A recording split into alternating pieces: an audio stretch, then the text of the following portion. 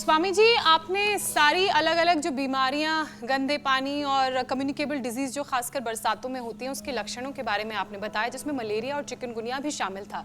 लेकिन स्वामी जी, जिन पर malaria chikungunya का अटैक हो गया है, यानी कि जो इस बीमारी के प्रकोप को झेल रहे हैं, वो क्या करें? उन्हें क्या उपाय अपनाने की जरूरत है? तो मलेरिया के लिए सबसे अच्छा है, हमारे सदियों से युगों से जो हम खाते आए हैं, महासुदर्शन चूर्ण। लेकिन ये इतना कड़वा होता है, कुछ ही लोग हिम्मत कर पाते हैं। तो महासुदर्शन चूर्ण खा सकें तो बहुत अच्छी बात है, आयुर्वेद की किसी भी शॉप में मिल जाएगा। नहीं तो महासुदर्शन घनवटी ये हम उपलब्ध कराते हैं, तो ये इजीली खा ली जाती है। ये इतनी कड़वाहट व्यक्ति सह लेता है। और ज्वरनाशक क्वाथ ये बड़ा ज़बरदस्त है, महासुदर्शन घनवटी, ज्वरनाशक क्वाथ, ये तो मलेरिया। डेंगू के लिए मैंने डेंगुलिन, और सबके लिए गिलोय घनवटी और फिवोग्रिड तो कॉमन है। टाइफाइड के लिए टाइफोग्रिड कॉमन है। अब बात आई चिकनगुनिया की, तो चिकनगुनिया में हमको ज्वरनाशक या महासुदर्शन या फिवोग्रिड तो बुखार के लिए लेना ही पड़ेगा, ज्वरनाशक क्वाथ, कोई भी एक चीज़। लेकिन अंदर से जो जॉइंट पेन हो रहा है उसके लिए अश्वगंधा, लाक्षादि गुग्गल, या उसके लिए कैशोर गुग्गल। अश्वगंधा के कैप्सूल या अश्वशिला के कैप्सूल, लाक्षादि गुग्गल या कैशोर गुग्गल साथ में दे देते हैं। तो ये जो जॉइंट पेन है, योगराज या महायोगराज गुग्गल, और भाई जिसके पास थोड़ा सा पैसे का ठीक से प्रबंध है तो बृहतवात चिंतामणि 1 महीने में 3 से 5 ग्राम, तो ऐसे करीब 1 सप्ताह की डोज बना लें। तो 1 ग्राम बृहतवात चिंतामणि, 2 ग्राम मोतीपिष्टी, 5 से 10 ग्राम गिलोयसत, ये मिला करके 1 पुड़िया सुबह खाली पेट खिला दीजिए। एकदम से चिकनगुनिया में जो जोड़ जकड़ जाते हैं, कई बार तो वर्षों तक फिर ये अर्थराइटिस का रूप ले लेता है, उसके प्रकोप से बच जाएंगे।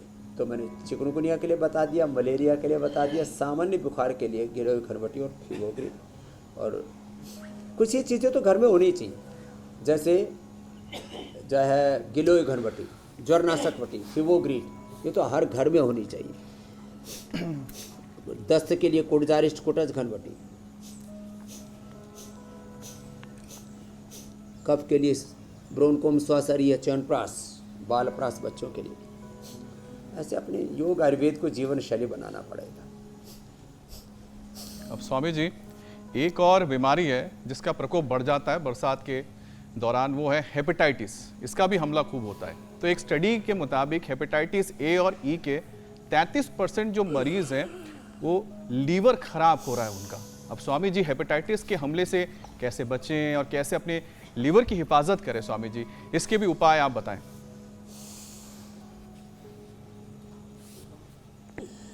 एक भाई बैठे हमारे यहाँ लीवर सिरोसिस वाला, इधर ना, इसका लीवर में पानी भर गया था, इसको लिवोग्रिड, लिवामृत और सर्वकल्प काढ़ा दे के ठीक किया। दूसरा क्या नाम बेटा? हैं? निखिल पाटिल। आओ बेटा, करो, इधर आओ, मंडूकासन करो। इसका तो मंडूकासन करने से टाइप 1 डायबिटीज, 73 इंसुलिन था। इधर आओ बेटा, हाँ, आप इधर आओ। निखिल, आप इधर आओ जी। भाई साहब क्या नाम है? सुरेंद्र प्रताप। लिवर सिरोसिस ठीक किया है।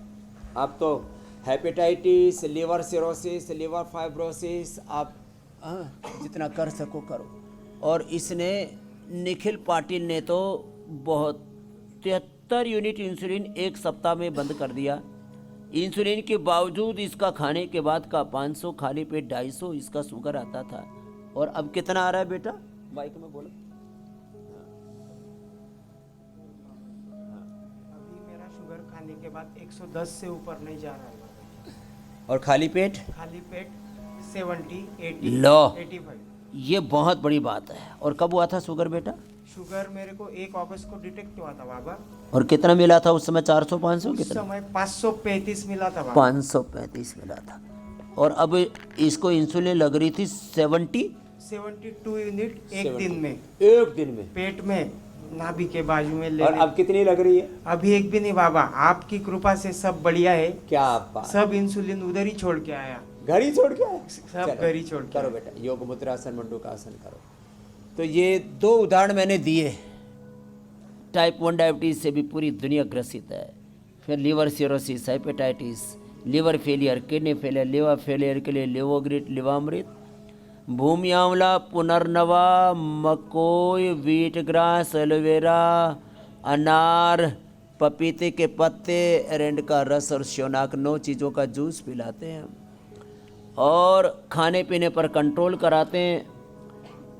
अनार, पपीता, सेब, अमरूद, फ्रूट ड्राइट इस पर डाल देते हैं। बकरी का दूध लीवर में, ऊँटनी का दूध पिलाते हैं हम। पेनक्रियाज की टाइप 1 डायबिटीज अब स्वामी और जी, लीवर पेनक्रियाज पूरा अच्छा हो जाता है। ये प्रमाण है आपके सामने। स्वामी जी आपने बीकानेर की याद दिला दी दिनों की, जहाँ बाकी पर कपाल भाती तो सबको करना है, करो बेटा। ऊँटनी के दूध का स्वाद चखने का मौका मिला था स्वामी जी। और पहली बार स्वामी जी बचपन में पहले बात पता ही लगा था कि ऊँटनी का दूध ऊँटनी का भी दूध होता है। डायबिटीज के लिए परम औषधि है। अच्छा, अब तो इसके गुण तो अभी पता लग रहे हैं स्वामी जी आपसे। ये थोड़ा सा खारा होता है। अरे ऊँटनी का दूध तो बहुत ज्यादा होता है, बस लंबा नहीं टिकता है, इसकी सेल्फ लाइफ थोड़ी कम होती है जी। इसलिए तुरंत पीना पड़ता है या उसको प्रिजर्व करना पड़ता है। अच्छा स्वामी जी, मौसम का जिक्र ही रहे हैं, तो मौसम जो इस वक्त है जिसमें बरसात है, और बरसात में जब मौसम होता है उसमें हवा में काफ़ी नमी जो होती है बढ़ जाती है, तो ऐसे में जो रेस्पिरेटरी ट्रैक है हमारे स्वामी जी, उसमें भी सूजन आ जाती है, जिसके चलते जो सांस के जो मरीज़ है जिनको एस्थमा या दूसरी परेशानी है, लंग्स के जिनसे जो परेशान रहते हैं, उनकी परेशानी और दुगनी हो इन जाती है। बेटियों को तो कोई दिक्कत इसलिए नहीं होगी। ये तो स्वामी जी, प्राणायाम का एक सेशन हो जाए क्या है भाई, मधु, ताकि जिन्हें अमीषा, रेस्पिरेटरी के प्रेरणा, प्रॉब्लम्स हैं मानसिक पूर्णिमा उन्हें को आराम मिले। जोरदार अभिनंदन। प्राणायाम का सेशन सबके लिए कराते हैं, जो एडवांस योगा नहीं कर पाते वो भी। दूध में हल्दी, शिलाजीत, च्यवनप्राश कफ रोगों के लिए और सांसारिक रोगों और वात रोगों के लिए दूध में हल्दी, शिलाजीत और लाक्षादी गुगुल, और पित्त रोगों के लिए दूध में सौंफ उबाल के लो। कफ रोगी उसमें छोटी पीपल उबाल के लो, खजूर उबाल के लो। 2400 किलोमीटर लंबा रेस्पिरेटरी ट्रैक, 1 लाख किलोमीटर लंबा सर्कुलेटरी ट्रैक, फर्स्ट क्लास हो जाता है भस्त्रिका से। इम्यूनिटी बढ़ जाती है, शुगर कम हो जाता है, मोटापा कम हो जाता है, कैंसर तक दूर हो जाता है। ये महिमा है भस्त्रिका की, और लाइव एग्जांपल्स के साथ में बताता हूँ रोज। अगला kapalbhati, liver, spleen, intestine, pancreas, uterus, ovary, prostate, पूरे internal organs, vital organs healthy हो जाते हैं।